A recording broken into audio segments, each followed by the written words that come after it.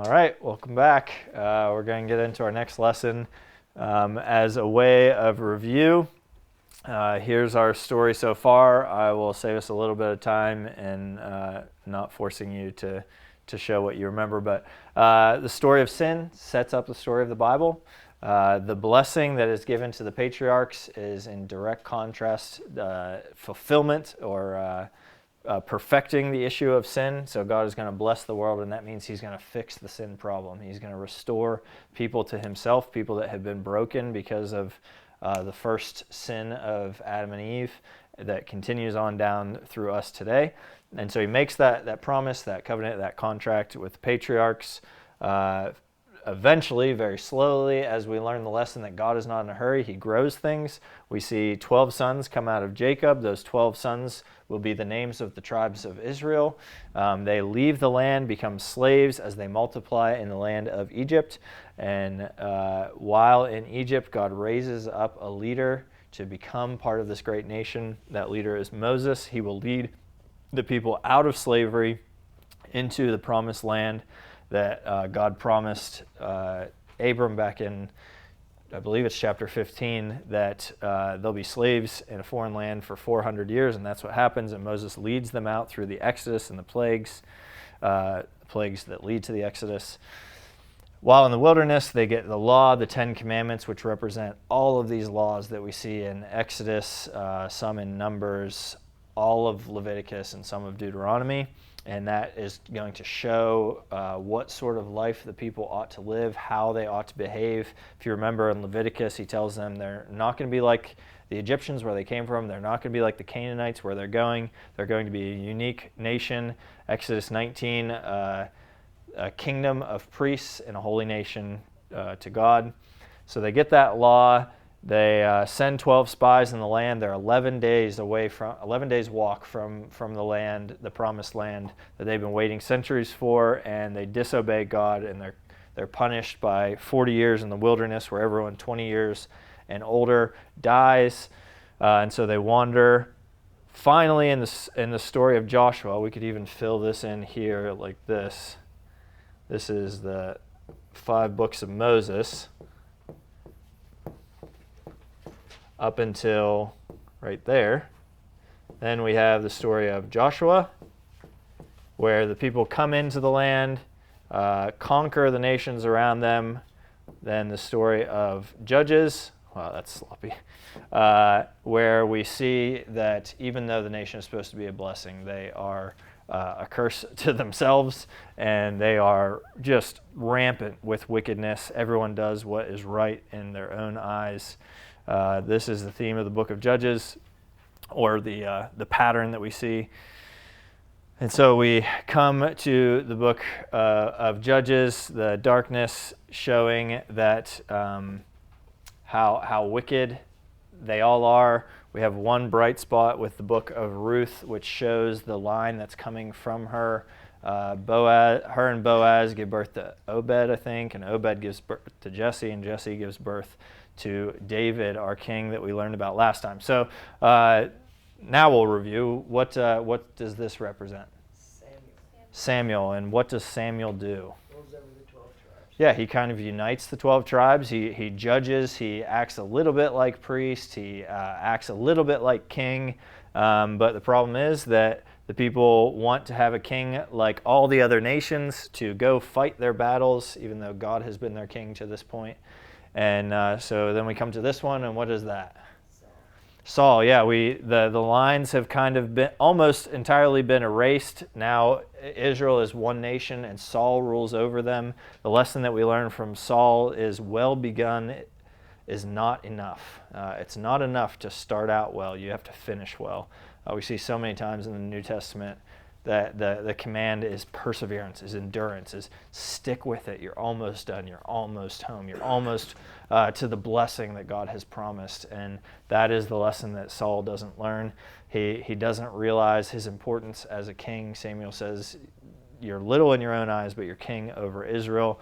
And so God rejects him. We saw the sampling of 3 stories. The first, he makes a sacrifice because he's impatient. The second, he makes the rash vow where he almost kills his own son. And the third is that he, I blanked again. What was the third with the Amalekites? Oh, the people take the things that were supposed to be devoted to destruction, and the king, he doesn't kill the king. Samuel himself has to kill the king, which shouldn't have been his job. The pagan king. And so Saul's line, which should have continued through Jonathan as king, will not continue. Samuel says, you're going to be cut off. I believe it's at that point that Saul actually reaches out and tears Samuel's robe, and Samuel says, just like you've done this, the Lord is going to tear the kingdom from you. And so we finished our time in the book of 1 Samuel with just kind of a devastating but hopeful moment where there's a bloody battlefield, and there lies Saul and Jonathan dead. The line will go no further. Well, at least it shouldn't. And we have kind of hopeful expectation for David, who has now waited 15 years, give or take, to become king. And so that's where we start the book of 2 Samuel. Let me pray before we get into that. Lord, thank you. Thank you for your kindness. Thank you for your mercy. Thank you for choosing a people. Thank you for leading your people to the promised land. And more than anything else, we thank you for Jesus and for what he has done on our behalf.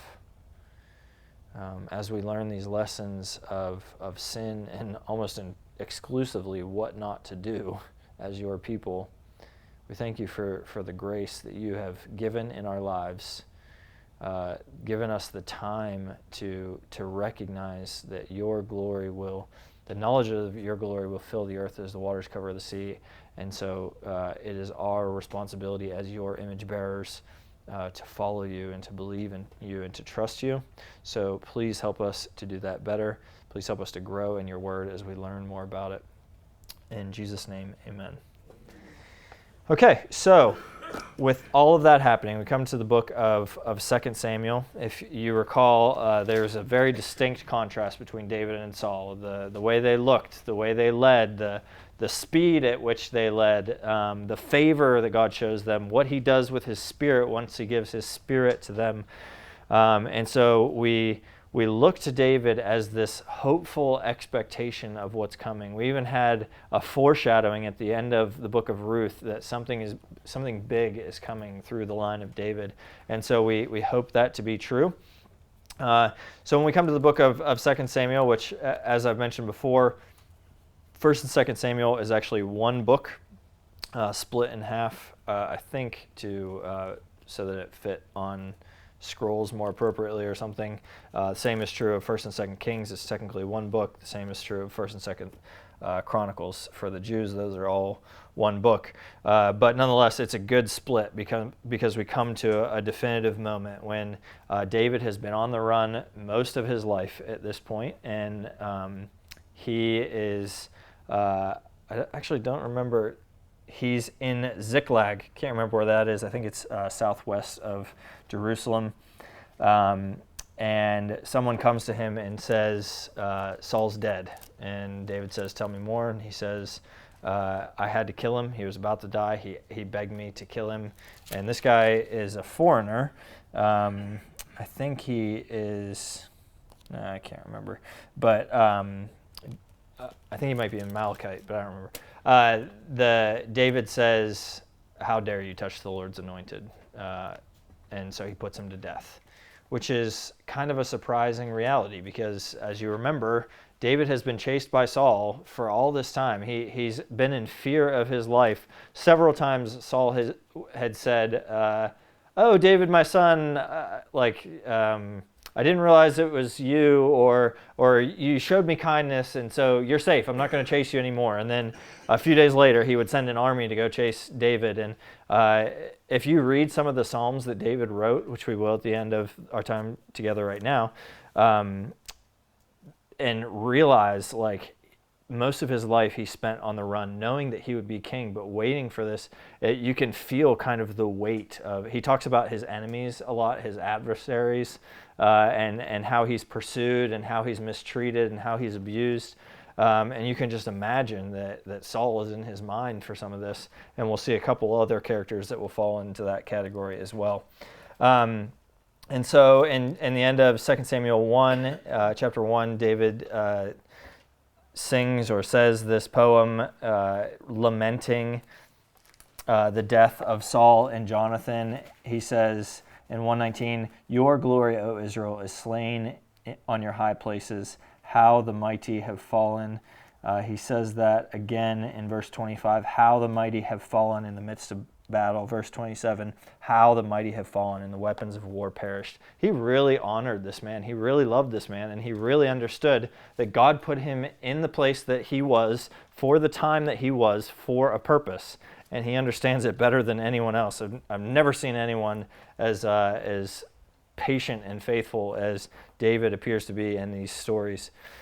And so David is anointed king over Judah. We've talked about several times how there's this division in the land. Samuel kind of starts to unite it. Saul almost entirely unites it, but there's still a little bit of issues. And so David ends up being anointed king of the southern part of apparently just the tribe of Judah, while Saul's son, whose name is Ishbosheth, in Hebrew that's Ishbosheth, and he kind of makes himself king. In fact, a man named Abner helps to, he's a servant, he makes him king over Israel. So David, who's been anointed the king of Israel, can still only take his spot as king of part of Israel, of Judah, while Ishbosheth is the king over the rest of the land.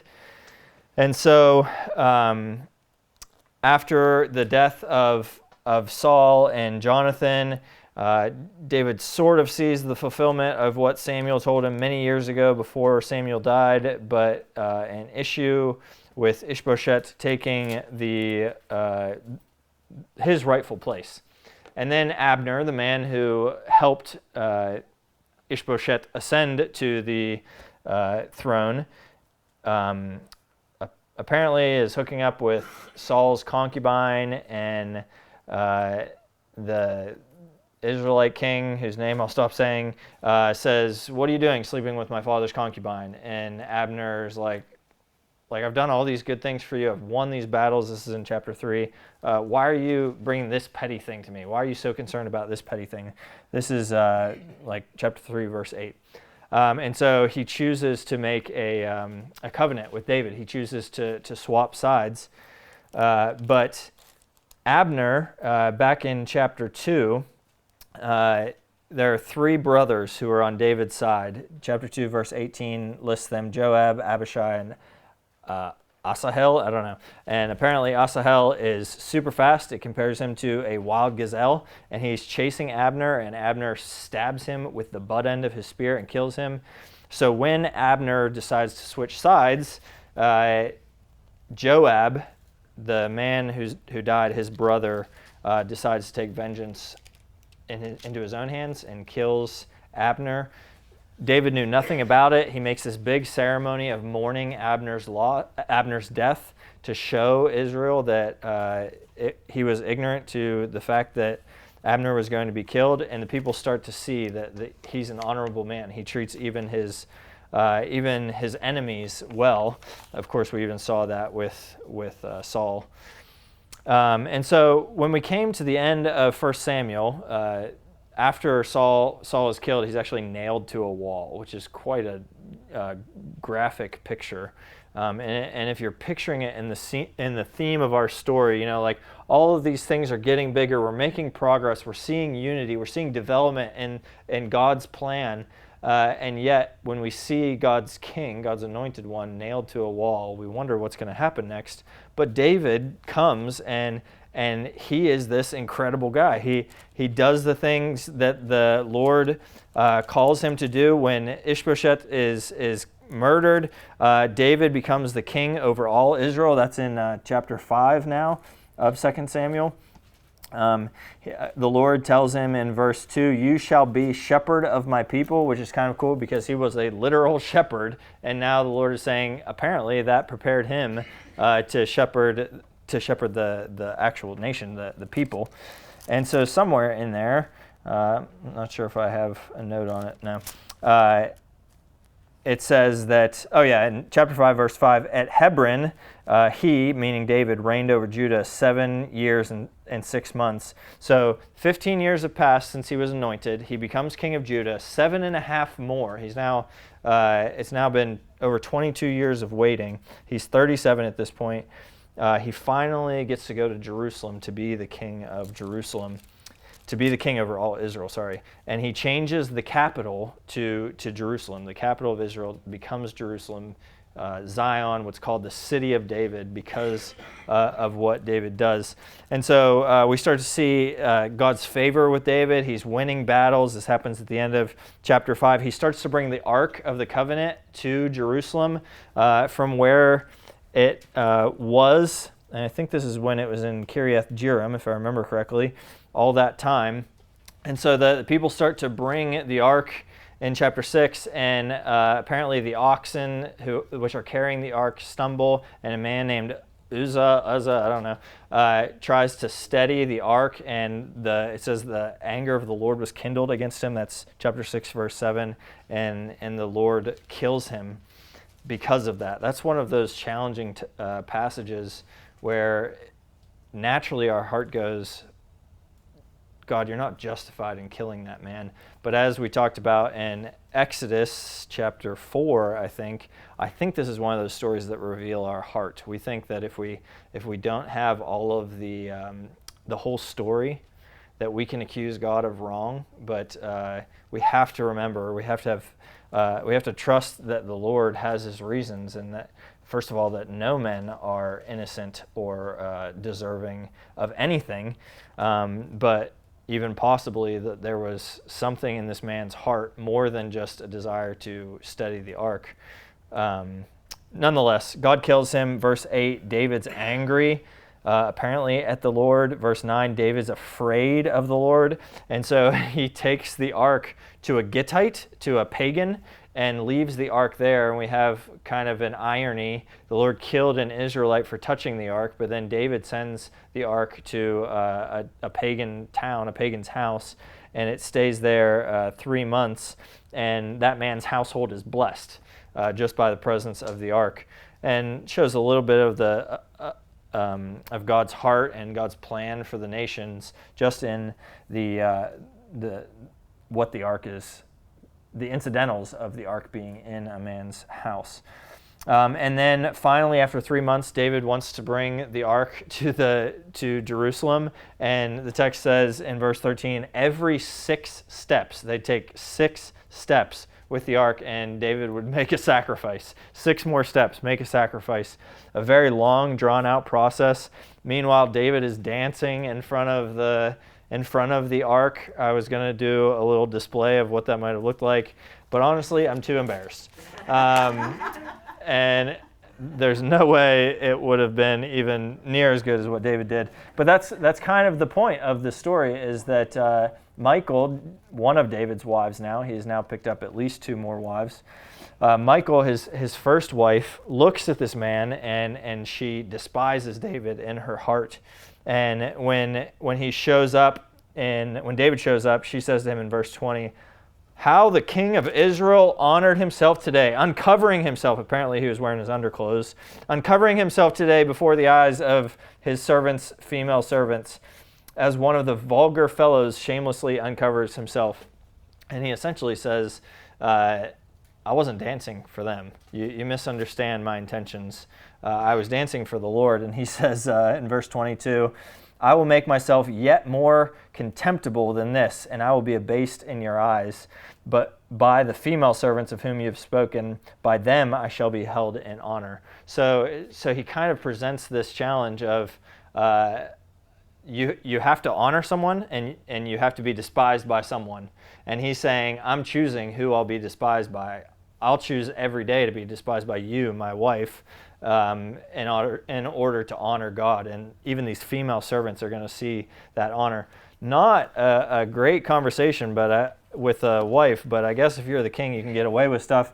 And verse 23 says, "And Michal, the daughter of Saul, had no children to the day of her death." You can certainly read between the lines there to see that their relationship didn't recover from this, to say the least. And so the very next chapter, chapter 7, we see a really cool development. So first, I should draw our next picture. I didn't take the time to color it in because it took longer than I care to admit to make that one colorful. Our very next step. So we should have multiple crowns here indicating the line of David, but we don't, or the line of Saul, excuse me. We don't. We just have Saul, and then he's cut off. And now we have a new king, the line of David. And in chapter 7, David says, Lord, you've blessed me. This isn't in the text. I'm throwing it in there. You've blessed me. You've brought me here. You've shown me favor. We've been waiting all this time. Clearly, you're doing something. I'm going to build you a house. I'm going to build the temple. And he tells that to Nathan, the prophet. And Nathan says, yeah, go do it. But then that night, the Lord says to Nathan, no, tell David not to do it. I've lived in a tent this whole time, because we'll see next time that Solomon says even the highest heaven can't contain you. The universe that you've made can't contain you. But so the tabernacle didn't contain God. But he's saying, the whole time we came from Egypt, we just had a tent. I'm not too worried about what I live in, and I don't need you to build a house for me. And then right on the end of that speech, when he tells him not to build the temple, he says to him, here's what I'm going to do for you. You think you're going to do this glorious thing for me. I don't need you to do things for me, but here, I'll do something for you to show his favor for David, and that is, I'm going to bless your line. He says, in verse 12, chapter 7, verse 12, when your days are fulfilled and you lie down with your fathers, I will raise up your offspring after you, who shall come from your own body, and I will establish his kingdom. So he's saying your own lineage are going to be the kings after you. I'm making this promise with you right now that Saul never made it to, that your own offspring will be your lineage. I'll give him the kingdom. Verse 13, he shall build a house for my name. So it's that offspring who's going to build my house, and I will establish the throne of his kingdom forever. Now that's interesting because one, it's a promise that lineage will always be kings, but the word forever means forever. So it's there's something bigger happening here than just the next king, just the next leader. Verse 14, I will be to him a father, and he shall be to me a son. When he commits iniquity, I will discipline him with the rod of men, with the stripes of the sons of men. But my steadfast love will not depart from him, as I took it from Saul, whom I put away from before you. I love this passage. The New Testament traces this theme. I know you know how the story ends, but I don't want to spoil the story, but we can't look past this passage. It is so beautiful. He's saying, from your own line, I'm going to establish a king that will sit on the throne forever. He's going to build my house. And if we're just thinking about this text, we're thinking Solomon is going to build the temple. But we see, as we'll see next time, there are issues with Solomon. And so when God says, I'm going to do this forever, he's going to build my house, he's going to be the one. And then Solomon comes and he's a disappointment. Because we realize that God is building something bigger than just a literal house, just a literal temple. And his literal offspring, David's literal offspring, will be a part of this, but it's going to be something bigger than just that one man. And he says in verse 14, I'm going to be a father to him. He's going to be a son to me. We're going to have this relationship, kind of like Moses when I spoke to him as friends. Things are going to be restored. Things are going to be different. And then this strange phrase, when he commits iniquity, I will discipline him with the rod of men. Now, if we're thinking of Solomon, that makes sense. Solomon is going to sin, maybe not. You'll have to wait until next time to see. But a man is going to be a sinner. That's what we learned from Adam and Eve and the whole story up to this point. Definitely the next in line is going to sin. And when he does, he's going to be disciplined. But if this verse is talking about Jesus, as we know that it is, that phrase is so strange. Because Jesus doesn't commit iniquity. he becomes iniquity. Oh, I love this. I love this allusion. He becomes the sin that he never commits. And so the Lord even fulfills this part of his promise. The man who will fulfill all the things that we've been waiting for. I'm giving too much away, but he will not sin, but he will be punished as if he sinned. And not just as if he sinned, but as if he sinned worse than these guys back here. As if he sinned worse than any sin that you and I have committed collectively, combined together. He will be punished, and he will receive the rods of men. But, verse 15, my steadfast love will not depart from him. Oh, I love that. He's going to sin, but I'll never stop loving him. I'll never stop giving my love to him. I love the implications of that. And then, of course, he talks about Saul. This is going to be very different than the story of Saul, David. I'm about to give you something, and we're going to change the course of history. Everything is going to change from this point on. And so we have made it to step 12. Notice that's not all of it. But Act 1, Scene 1, 12 Steps to a Great Nation. We are on 11.5. We are almost there. We're gonna see something incredible. Again, I'm jumping too far forward. So let's continue to look to take some samples of what this man David looks like, to hear some of his stories. So when David's told he's not going to build the temple, he still thanks God at the end of chapter 7. Chapter 8 is the story of battles that he's won. Chapter 9 is the story of Mephibosheth, who is Jonathan's crippled son, because when he was, I think, an infant, the story tells us, something happened and a servant rushes out with him and drops him and makes him lame, makes him paralyzed. And so he's this unclean, lame person who has no right to be with David. And in fact, he's the grandson of Saul, the man who tried to kill him. And so he deserves very much that he should be put to death, and at the very least that he should be put away from David. And David, in chapter 9, verse 7, David said to him, "Do not fear, for I will show you the kindness for the sake of your father Jonathan."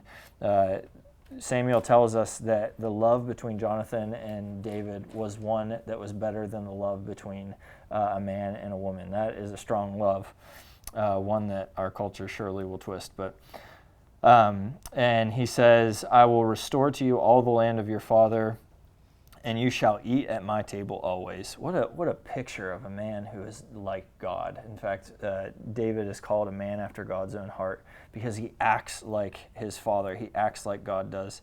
"You're always going to eat at my table," Mephibosheth, who responds to him, "What is your servant that you should show regard for a dog such as I?" What a beautiful response, one that we ought to imitate. Nonetheless, David is merciful to this man whose father he loved and was devoted to. And then more victories in chapter 10 of David. And then a very strange, honestly horrifying story in 2 Samuel 11. All these good things are happening. We're seeing the heart of David. We're seeing that his line will sit on the throne forever. We're seeing the fulfillment of the promise, of the covenant, of the contract that was made with Abraham and Isaac and Jacob. We are seeing the snake crusher about to come onto the scene from Genesis 3. And we have to wonder, Saul's story, Saul's theme was beginning well is not enough, or however I said it, because he sinned. He didn't trust God. He rebelled against God. And sure enough, David sins egregiously in 2 Samuel 11. If we compared the stories of David and of Saul, we would think that David's sins are worse than Saul's. He sees a woman bathing. He should be at war, but he is not at war.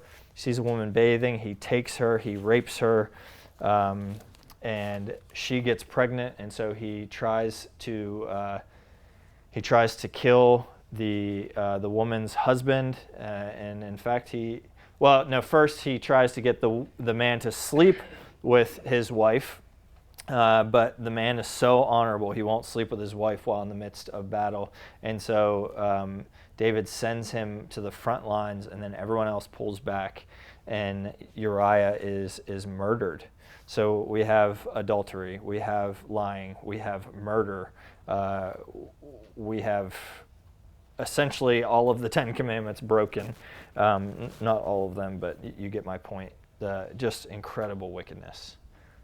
And so at this point we wonder, first of all, this doesn't seem to be the man who will be the snake crusher. This doesn't seem to be the offspring of Eve who's going to fix everything, because he's just as much involved in the sin that he's supposed to be defeating.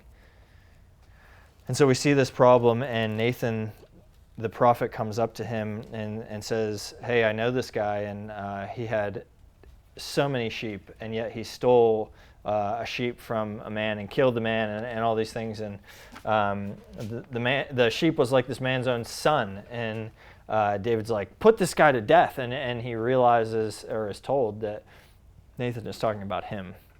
God saw what he did. He didn't get a pass on that. So here's this man, a man after God's own heart, and he has just slipped what seems to be further than is recoverable, further than can be redeemed. And so David repents. And that is where the story, it seems like David is about to be on the same trajectory that Saul was. They were very much contrasted. It seems like with this sin, he's headed in the same direction, but he does something that Saul never did. If you remember, Saul blamed the people. Saul blamed Samuel. Saul misunderstood his purpose. Saul kind of self-justified himself. Saul did all these things when he should have said, when he made that rash vow, I'm sorry, Lord, I shouldn't have done that. I repent for that. When he made the sacrifice rashly, he should have said, I shouldn't have done that, Samuel. I'm sorry. I was afraid. I didn't trust God. I'm sorry. When he didn't devote everything to destruction, he should have said, you're right. I don't understand how important my role is. Lord, I sinned. I'm sorry. Samuel, I'm sorry. And none of those times does he repent. But that is where David is different. Now, there's still punishment for his sin. In fact, the child is going to die. David mourns while the child is alive. And then when the child dies, he stops mourning, and it freaks the people out because they think he's going to be worse when the kid dies. But then we maybe see the story turn around. David in chapter 12, verse 24, takes Bathsheba as his own wife, and through her has a son named Solomon. And then we continue to have battles. Chapter 13 is a story of David's children. So the story's going to change a little bit at this point. At this point in David's story, it's been all roses. It's been all obedience. It's been tough. It's been the school of hard knocks for David, but it's been a lesson in faith and his obedience and his, dare we say, Christ-likeness. But with this horrible sin, things change a little bit. And so the very next chapter, we see his children who are step-siblings, and one rapes his stepsister. He's just infatuated with her, and then when he gets what he wants, he hates her worse than he loved her before it happened, and he sends her out, and she never has a husband, and she lives with her. So that was the Amnon is the brother who rapes his stepsister Tamar. Now Tamar, which is an ironic name because a very similar story happens to a Tamar in Genesis 38. But Tamar her brother's name is Absalom. And the text says in chapter 13, verse 22, Absalom hated Amnon, the man who raped his sister, the stepbrother who raped his sister. But he didn't speak anything about him. He didn't say good things. He didn't say bad things. He just didn't talk about him because he's silently brewing in his heart. And in the next few verses, he decides to kill his stepbrother, which honestly, who wouldn't in a scenario like that? And the troubles begin, and they begin to cascade. Absalom flees. And then in chapter 14, he'll start coming back to Jerusalem. He'll wait at the gate. So David is the king in Jerusalem. He's established his throne. His son Absalom has now fled because he's killed another of David's sons. But he'll come back and he'll wait at the gate, and people will come to David and ask him to judge their issues and solve their problems. But Absalom will say, oh, there's no representative for you in that area. David's not going to help you. There's no one there to help you. Let me take on your case. He becomes an ad hoc attorney. And people start to follow Absalom until he takes a following with him. And he starts, in chapter 15, he starts to force David out of Jerusalem. And so David is back to his origin story, which is fleeing from a family member. In this case, it's his own son who's trying to kill him. And in chapter 16, verse 5 begins the story of as David is traveling to a place. So now he's on the road. He's a traveling man. He's escaping the taunts and threats from his son Absalom, and he's no longer in the city that he's established, that God has shown favor to. And there's this man named Shimei, and he literally throws rocks at David and spits on him as he walks by and yells curses at him. And David's response is, someone says, let's put this guy to death. I'll cut off his head right now. And David's response is, my own son seeks my life. Let this dog bark. Let this man keep saying what he's going to say. This doesn't hurt me near as much as the fact that my own son is trying to kill me. Absalom, at the end of chapter 16, walks into Jerusalem and takes over, kind of becomes the king. In chapter 17, we see that people still have favor with David, and they warn him of when Absalom is coming. In chapter 18, Absalom David's people are about to have battle with Absalom, and Absalom gets stuck in a tree and hangs there, which apparently he couldn't recover from because he's still hanging there when Joab, so the one of the, if you remember, the brother of that man who was stabbed, the man who killed Abner is Joab. Joab says, let's kill this dude, and someone, I don't remember who, responds in chapter 18, no, do you remember what David thinks of his line? Do you remember what David thinks about God's plan? Do you remember how how David trusts God to do things even when it seems like nothing's going according to plan? Don't kill Absalom, his son. Can you imagine what he's going to do in that scenario? But nonetheless, Joab takes a group of people back and they kill Absalom with spears. And so people come to David and announce that they announce to David that, well, first, so there's two men, one outruns the other, even though he started after him, and he says, hey, David, we won. We did good in victory. We had victory in battle. And David says, what about my son? Clearly, he's only worried about his son. What about my son? What happened to my son? And the guy's like, I don't know. And then the man who was lagging behind catches up, and he says, we had victory. And David says, what about my son? And he says, we put him to death. And now this is no longer a foreigner announcing that he killed Saul. This is an Israelite announcing that he killed David's brother, or David's son, and I believe David has him killed again, or has him also killed. And then David in chapter 19 mourns for Absalom, his son's death, and Joab rebukes him and says, no, dude, you're going to confuse the people. They're going to stop following you. You need to get out there, be a leader to these people, take back your position, lead them, care for them. Your son fought against you. Get over it. It's time to be a leader of the people, and that's what he does. He returns to lead the people. Several battles happen, and David begins to win. In chapter 21, the story of the Gibeonites, which you remember way back in Joshua's story. The Gibeonites were those people who showed up from really close, but they had their clothes worn out and their wineskin's worn out, and they said, we came from really far away. Look, our bread's dry. It was hot in the oven when we started. And they make a treaty with the Israelites, and so God says he's not going to kill them. But Saul, apparently, in his zeal, kills and does battle with some of the Gibeonites. And so in chapter 21, David says, what do you want from me? And they demand some of Saul's sons so that they can kill them. I think it's 3 sons. No, I can't remember. Somewhere in chapter 21, around verse 7. And David does it. Another strange story where you have to wonder, is this the right thing or not?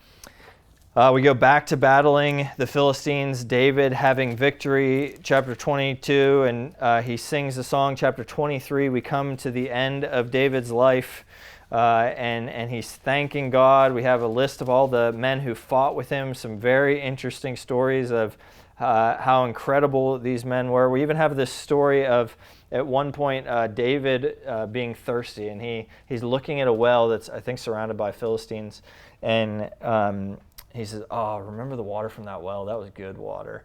And some of his mighty men, as they're called, are like, hey, David really likes that water. And I mean, we're the best of the best. Let's go get him some of that water. And so they fight their way into this well, and they get David some of this water. And you have to imagine that scene. They come back with a cup, and they're like, here, David, we know you're thirsty. Take a drink of this. And David's kind of like, what are you guys doing? What are you pulling here? And he drinks he doesn't drink the water. They tell him what happened, that they fought through the line because they so loved David and were so attached to his heart that they would do anything, even to get him a cup of water. And David says, I can't drink something that comes from such honorable acts. And so he pours it out to the Lord, which, again, you got to wonder, were they like, what the heck, man? Or if they were with him and realized, again, the reason that they loved David. And so we have these, much like the story of Saul, we have these sample stories of David, and we see his favor in battle. We see his victories. We see the kindnesses that he shows to people. I think it's in the end of 1 Samuel, the story of, in fact, I know it's in 1 Samuel, the story of the man Nabal, who David comes out. He's still on the run from Samuel, and David comes out with all of his guys, and he says, hey, can you give us some food and some water? And Nabal says, who are you? You're just this shepherd boy. Saul's king. You're nobody. Why would I do what you have to say? And David says, I'm going to kill this guy. And so he goes back to kill him, and the man's wife says, her name's Abigail, says, no, don't kill him. Here's the things that you asked for. My husband's an idiot. And so the Lord actually strikes down that man, and David takes Abigail as his, I think at this point, his second wife.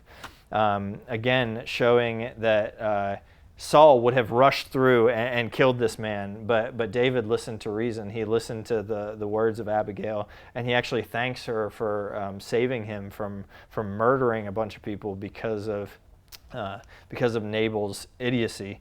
And so very similar stories with Saul and David, and David is the polar opposite of Saul, except for in that one case where he's much worse than Saul, and we think the story's going to end with that, and we think it's all going to be ruined, and we think that this picture of sin, which is so infiltrated humankind, that there is no solution, there is no hope, and yet David repents.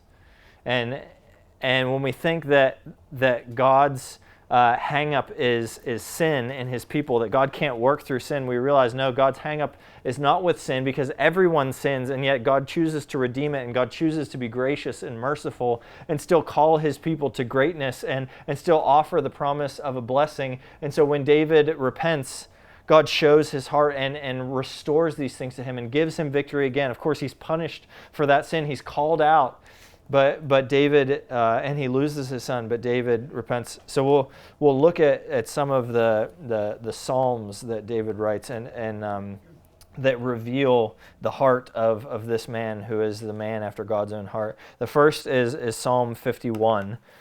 And you probably know this is the psalm that David writes right after Nathan accuses him. It says, I know what you did with Bathsheba. I know the whole story. And David repents. And so in Psalm 51, David says, have mercy on me, O God, according to your steadfast love. According to your abundant mercy, blot out my transgressions. What a big request after what he's just done. Wash me thoroughly from my iniquity and cleanse me from my sin. For I know my transgressions and my sin is ever before me. I understand that I am wicked, that I'm a sinner. Against you and you only have I sinned. I wonder if Uriah would have an issue with that statement, if Bathsheba would have an issue with that statement. But David recognizes that that what's greater is our rebellion against God, even greater than the sins we commit against other people. Against you and you only have I sinned and done what is evil in your sight. So you may be justified in your words and blameless in your judgment. I understand you could kill me and you would be right to do it. I was brought forth in iniquity. In sin did my mother conceive me. Behold, you delight in truth in the inward being, and you teach me wisdom in the secret heart. And then the psalm kind of transitions. He says, purge me and I shall be clean. Wash me whiter than snow. I love this verse 8. Let me hear joy and gladness. Let the bones that you have broken rejoice. God breaks his bones, metaphorically speaking, as punishment for his sin. And yet David says, make this something that causes me gladness, that causes me joy. Let me see that you are doing something in this. Wash me. And of course, that's what God does. Another psalm is Psalm 38. In Psalm 38, David says in verse 1, O Lord, rebuke me not in your anger, nor discipline me in your wrath, for your arrows have sunk into me, and your hand has come down on me. I felt your discipline. I felt your punishment, Lord. There's no soundness in my flesh because of your indignation. There's no health in my bones because of my sin. I understand that we are polar opposites, that you are holy and I am sinful. For my iniquities have gone over my head. Like a heavy burden, they are too heavy for me. David understands his position as a broken human. In verse 18, he says, I confess my iniquity. I am sorry for my sin. And that is the difference between David and Saul. That is the difference that the Bible is trying to teach us. Yes, sin is the problem. Yes, that is the thing that God is eradicating. But God will work with people who recognize their sin and depend on his mercy and depend on his kindness. Look lastly at Psalm 32, verses 1. Starting in verse 1. Blessed, so he's just, in those last two Psalms, we've seen him recognize his own sin. We've seen him repent. And here he says, blessed is the one whose transgression is forgiven, whose sin is covered.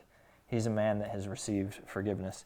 Blessed is the man against whom the Lord counts no iniquity, and in whose spirit there is no deceit. For when I kept silent, my bones wasted away. We have no indication of the context, but let's assume that he's talking about that instance with Bathsheba when he was quiet, when he hid his sin and he thought no one knew other than Bathsheba. For when I kept silent, my bones wasted away through my groaning all day. For day and night your hand was heavy upon me. My strength was dried up as by the heat of summer. So that's when he was silent. But now look in verse 5. I acknowledged my sin to you, and I did not cover my iniquity. I said, I will confess my transgressions to the Lord, and you forgave the iniquity of my sin. You forgave the iniquity of my sin. And then remember back in verses 1 and 2, blessed is the one whose transgression is forgiven, whose sin is covered, in whom the Lord counts no iniquity. So here is where we see the distinct difference between David and almost every other character in the Bible thus far, except for maybe Moses and maybe Joshua, is that here is a man who recognizes his sinfulness. Here is a man who recognizes his position as the leader of the Lord's people. Here is a man who recognizes that God has this grand plan. He's doing something big. He's not in a hurry. He's growing things, that he's doing something, and by his grace, he's doing it through this man, David, who apparently recognizes his small role, though powerful, in this bigger story. And so that's the difference that that causes us to see David as a success. So we come to the end of 2 Samuel, and there's one last story that's interesting to see. And that's when, let me see what chapter it is. I think it's in chapter 24 maybe. David takes a census. Now we've seen several censi, I don't know. Chapter 24 says that the Lord was angry with Israel because they sinned, and so he, the text says, incited David against them. Go number Israel and Judah. We'll come back to that verse in a little bit, but he takes a census, which kind of indicates his hubris, like he's proud of the size of Israel, and censuses usually are an indicator of we're gearing up for battle. So we want to know what kind of numbers we have. And so apparently in this case, it indicates David's mistrust of God, because even though God incited him against Israel, God tells him that he sinned. And again, we see the same response in verse 10. I have sinned greatly in what I've done, is David's immediate response. He recognizes his sin in his pride and in apparently not trusting the Lord. And so the Lord says, you got three choices. 3 days of, what's he say? Well, 3 years of famine, 3 months of your enemies pursuing you, or 3 days of pestilence in the land. And I believe David chooses, well, he says, I don't want to run from my enemies because I don't want to be handed, I don't want to be given into their hands. So he doesn't choose the 3 months. I think he chooses the 3 days. But the text says that I think 70,000, in verse 15, 70,000 people die. So it wasn't a little thing, but this is the punishment for David's sin. But yet again, so we've taken these sample stories of David and we've seen his heart. A man after God's own heart is a man who recognizes his sin and recognizes his need for the Lord and the Lord's forgiveness.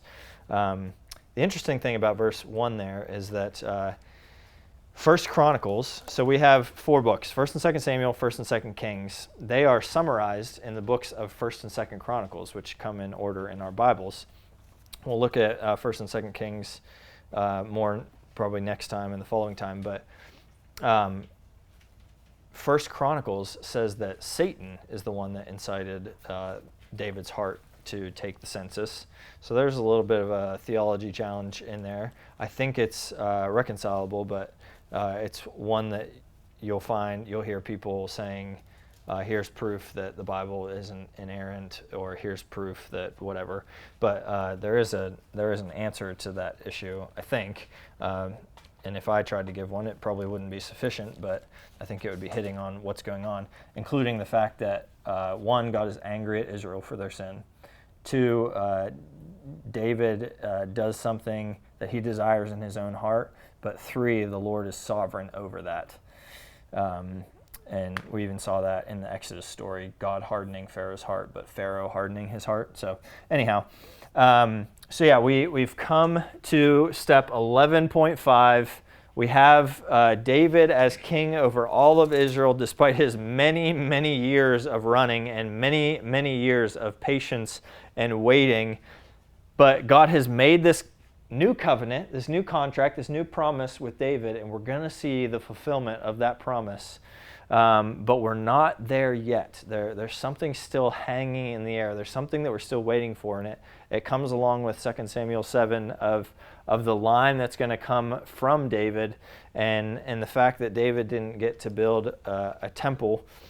And so we come to the end of the story, but now David is getting old. Our leader, if you remember our checklist, our leader is getting old, and we're going to need a new leader, and David's got a bunch of kids to a bunch of women, so we're not exactly sure how it's going to work out, but the Lord is clearly doing something, and we're almost there. We're almost there. Once we fill in this the final part of this block, we're going to be at the 12th step of Act 1, Scene 1, as God redeems the world through a nation, as God blesses the world through a nation.